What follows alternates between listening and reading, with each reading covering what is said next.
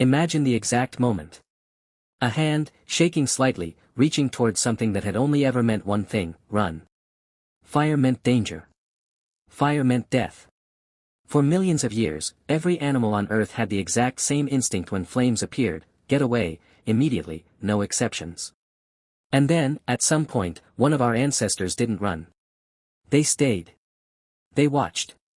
And somehow, against every survival instinct screaming at them to flee, they reached out and touched it. That single moment might be the most important decision any living creature has ever made. Not the wheel. Not writing. Not even language. Fire came first, and it changed everything that came after. So who did it? When did it happen? And how do you even begin tolerating something your entire body is telling you will kill you?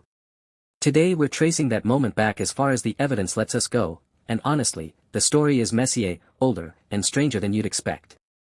I'm G, and this is the story of the first human to ever control fire. Let's rewind further than fire itself, because the fear came first. Every animal that's ever existed near a wildfire understands one thing instinctively. Flames spread. Flames consume. Flames don't stop for anything in their path. Early hominins would have watched wildfires the same way every other creature did, from a distance, ready to bolt the second the wind shifted. But here's where things start getting interesting. Wildfires, terrifying as they are, also leave something behind. Burned landscapes. Cooked meat from animals that didn't escape in time. Cracked open nuts and seeds that used to be nearly impossible to eat raw. Some researchers believe this is where the relationship started to shift, not through boldness, but through opportunity. After a fire passed through, and the danger faded, early hominins may have wandered into the burned area looking for food. And what they found there might have tasted very different from anything they'd eaten before. Cooked meat is easier to chew. Easier to digest. It delivers more calories, faster, with less effort than raw meat ever could. If that early exposure to cooked food happened repeatedly, generation after generation, it's not hard to imagine curiosity slowly replacing pure terror. Not enough to walk into an active fire. But maybe enough to get a little closer to the edges. Maybe enough to start watching it a little longer than instinct usually allowed. And that shift, from pure avoidance to cautious curiosity, is where this story really begins. But watching fire and controlling fire are two completely different things. So what actually happened in between? For a long time, scientists assumed controlled fire use started relatively recently, somewhere around 400,000 years ago.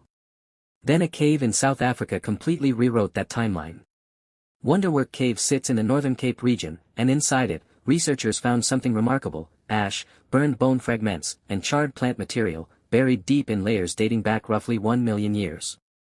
That's not a small adjustment. That's pushing the timeline back by hundreds of thousands of years. And the location mattered just as much as the age. This wasn't some open field where a wildfire could have swept through naturally. This was deep inside a cave system, far from where lightning strikes or spreading grass fires typically reach. Something, or someone, brought fire into that cave deliberately. The species responsible was likely Homo erectus, an ancestor with a smaller brain than ours, no complex language as far as we know, and tools that were, by modern standards, remarkably basic. And yet, if the evidence at Wonderwerk Cave is accurate, this species had already crossed a threshold no other creature on Earth had ever crossed. They weren't just tolerating fire. They were bringing it somewhere specific, on purpose. That raises an enormous question. If Homo erectus could carry fire into a cave 1 million years ago, does that mean they could create fire from scratch? Or were they doing something almost as impressive, but slightly different? The answer might surprise you. Here's something that gets lost in most conversations about early fire use. There's a massive difference between controlling fire and actually starting it. For an enormous stretch of human history, the answer wasn't invention. It was capture. Wildfires happened naturally, constantly, sparked by lightning strikes across dry grasslands and forests. And once a fire existed, keeping it alive was a completely different skill than creating one from nothing.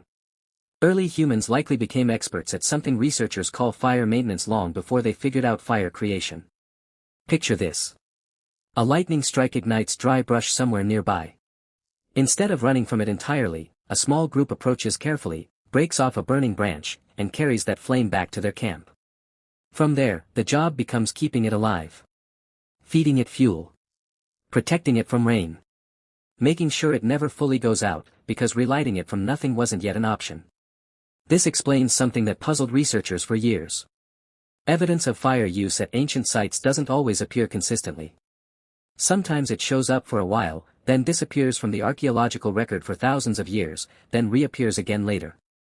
That pattern makes far more sense if early humans were capturing wildfires opportunistically rather than manufacturing flame on demand.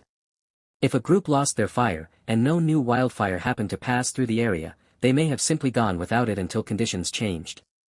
Which means the real skill being celebrated here might not be invention at all. It might be patience, persistence, and an almost obsessive commitment to keeping something alive that could vanish in an instant. So when did humans finally crack the code on creating fire themselves, instead of relying entirely on luck? Creating fire from scratch required something wildfires never demanded: understanding.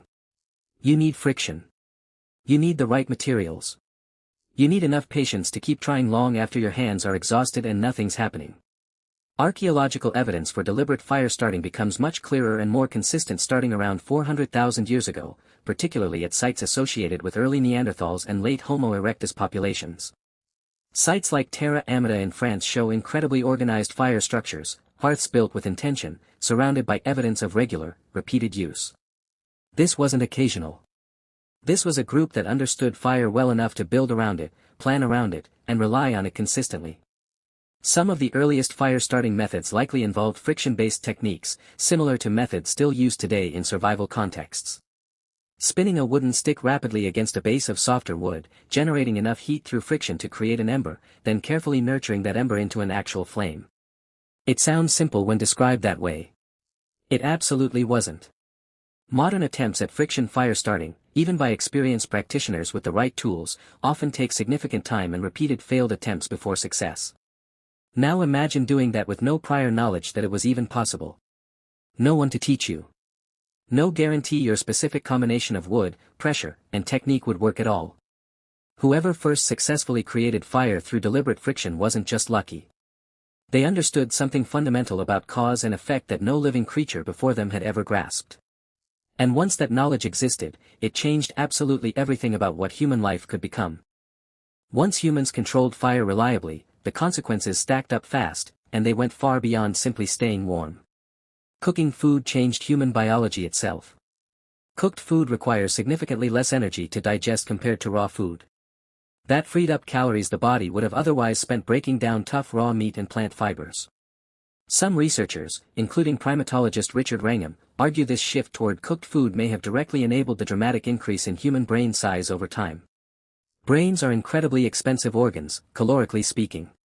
Cooking may have provided the extra energy budget needed to support that growth. Fire also extended the day itself. Before controlled fire, human activity was largely limited to daylight hours, dictated entirely by the sun. Once fire existed, darkness stopped being a hard boundary. Groups could stay active later, work on tools by firelight, and importantly, gather together socially after the sun went down. We've talked before about how that firelit gathering time shaped storytelling, culture, and social bonding in ways daytime activity never quite matched. Fire also transformed safety. Predators that once threatened human groups constantly became far less of an immediate danger once fire entered the equation. Most animals, even large predators, instinctively avoid flame. That shift alone may have allowed early humans to sleep more securely, spend more energy on other activities, and expand into environments that would have been far too dangerous without that protection. And fire enabled migration into completely new environments. Regions with cold climates, previously uninhabitable for a species without natural fur or fire, suddenly became survivable. Warmth on demand meant humans weren't restricted to warm climates anymore. Fire essentially unlocked huge portions of the planet that would have otherwise remained permanently off-limits. Every single one of these shifts, bigger brains, safer nights, extended days, new territories, traces back to that first person who didn't run from the flames. So who was the first human to ever control fire? Honestly, we'll probably never know their name, their face, or even the exact moment it happened. The evidence we have points to gradual, cautious steps rather than one dramatic breakthrough moment. Someone who got a little closer to a wildfire than instinct usually allowed. Someone who carried a burning branch back to camp instead of leaving it behind. Someone, generations later, who finally figured out how to create flame from nothing but friction, patience, and persistence. That person, whoever they were, changed the entire trajectory of our species. Bigger brains. Longer days. Safer nights.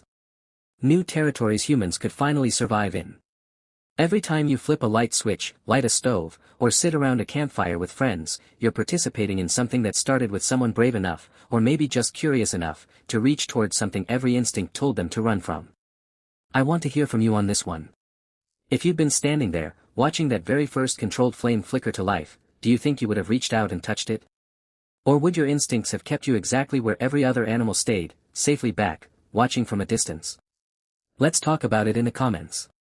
And if you're into these deep dives into the moments that quietly shaped everything about being human, go ahead and subscribe. There's a lot more of this story still waiting to be uncovered. I'm G, and I'll see you in the next one.